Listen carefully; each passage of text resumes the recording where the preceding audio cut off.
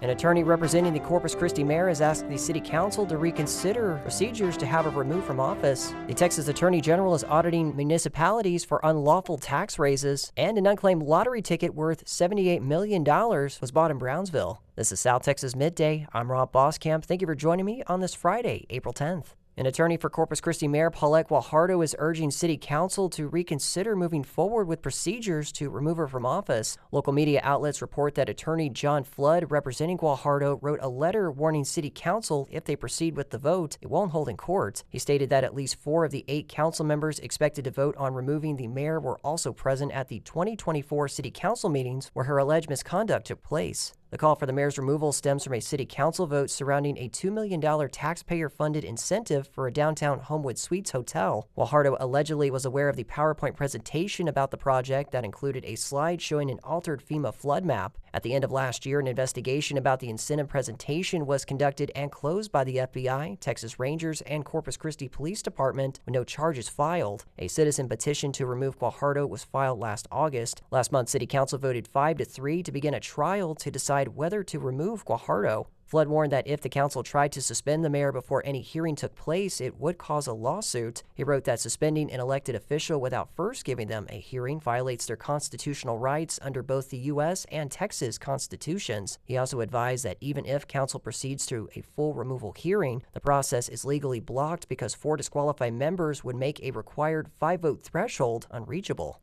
Corpus Christi City Council will have a meeting focused solely on the Inner Harbor Desalination Plant project. Following Friday's special meeting, frontline leaders and community organizers plan to gather for a speak-out organized by the Texas Campaign for the Environment. Speakers will gather at the Staples entrance to Corpus Christi City Hall. Those unable to attend can find a live stream to that speak-out on Texas Campaign for the Environment's YouTube channel. Texas Attorney General Ken Paxton is investigating over 1,000 cities across the state to ensure they are in compliance with state law regarding tax increases. During the most recent legislative session, the Texas legislature passed Senate Bill or SB 1851, which requires cities to complete and publicly post annual financial audits by a specified deadline. Municipalities that fail to meet the requirements are prohibited from increasing property tax revenue beyond the previous year's levels. Among those cities include Corpus Christi, Victoria, McAllen, and Brownsville. The Office of the Attorney General has created a complaint form that Texans can fill out if they believe local officials are violating SB 1851's audit requirements and unlawfully raising taxes. The complaint form can be found on the Texas Attorney General's website.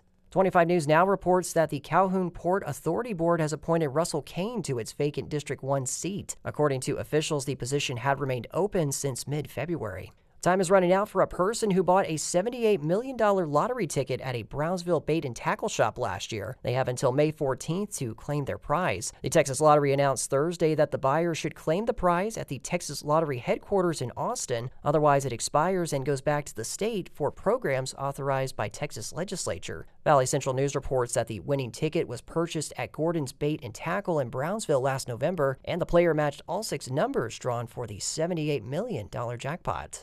Brownsville residents will flock throughout the city this weekend for the Brownsville Birding Festival. The inaugural event happens tomorrow and Sunday from 8:30 a.m. to 5 p.m. Festival goers can experience 27 guided tours across 9 locations in town, including Gladys Porter Zoo, led by more than 20 expert birding guides. Activities include kayaking, birding, and cycling tours. The festival will also feature educational workshops presented in collaboration with the University of Texas Rio Grande Valley School of Integrated Biology and Chemical Sciences. More information is online at visitbtx.com. In state news, Texas could have to pay the federal government more than $700 million because of payment errors in the Supplemental Nutrition Assistance Program, or SNAP. KERA's Abigail Ruman reports the state is working to improve its accuracy rate. Under new federal policy, states will soon have a financial responsibility based on how accurate their SNAP payments are. Last year, Texas's accuracy rate was 91%.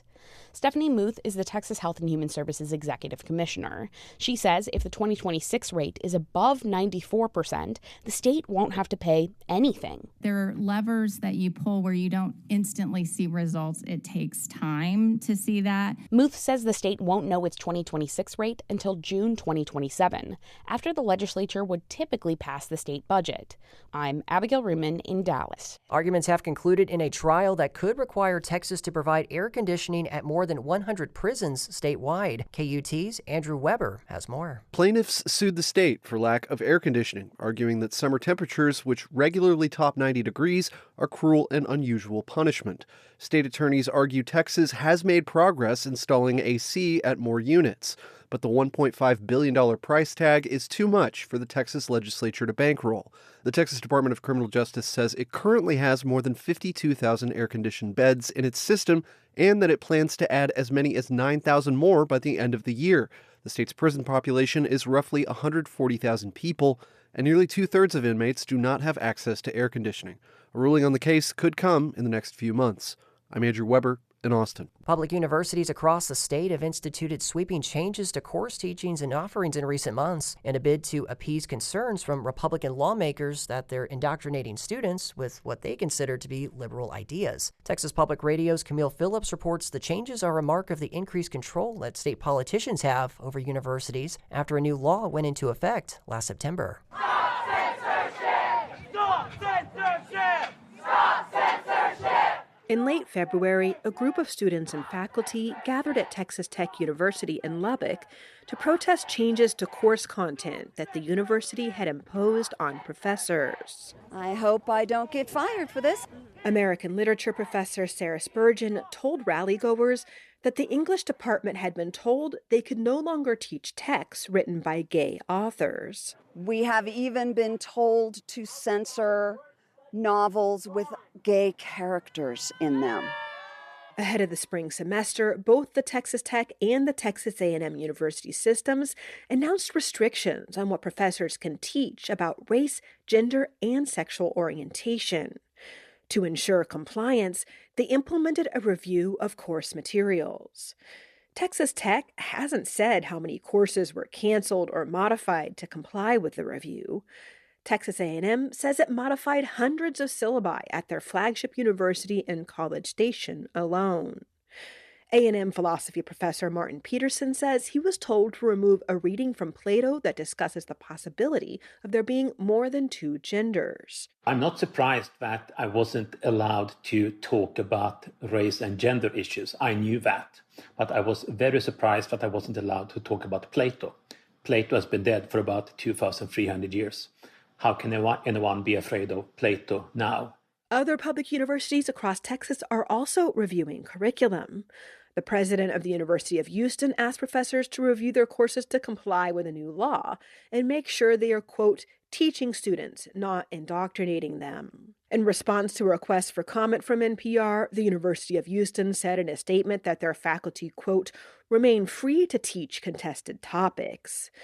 And the University of Texas Board of Regents approved a policy directing faculty at their 13 institutions to, quote, exclude unrelated, controversial, or contested matters from their classes. They do everything bigger in Texas, right? Todd Wolfson is president of the American Association of University Professors.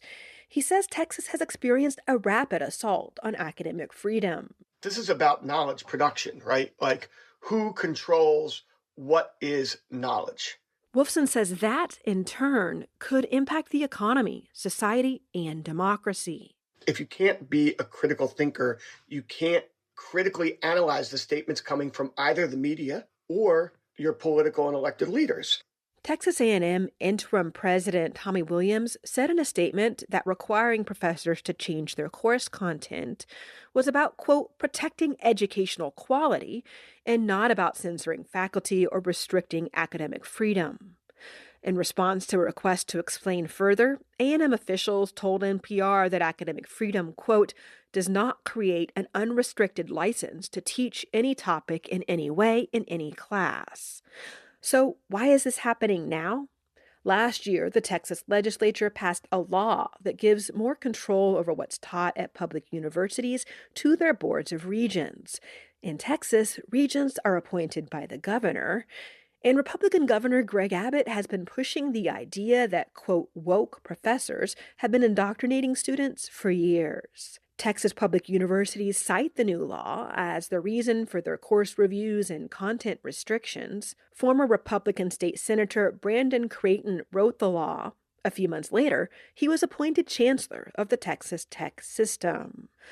Republican state leaders say the law was needed to stop what they perceive as indoctrination, but Peterson, the A&M philosophy professor, says public universities are instead using it to indoctrinate students with conservative ideas. They should be free to make up their own mind, but in order to be free to do so, they must be exposed to different ideas. We can't just expose them to conservative ideology approved by the Board of Regents or the governor of Texas. Similarly, UT San Antonio student Marcela Salome Hernandez says the idea that their university indoctrinated them is laughable. I was a proud Mexican American. I was a proud queer person, proud trans person before I even knew what those words were. And no, I did not learn it in the university level. I did not learn it in school. Professors and students say they're worried restricting what's taught in their colleges will diminish the quality of students' degrees and make it harder for universities to recruit and retain faculty.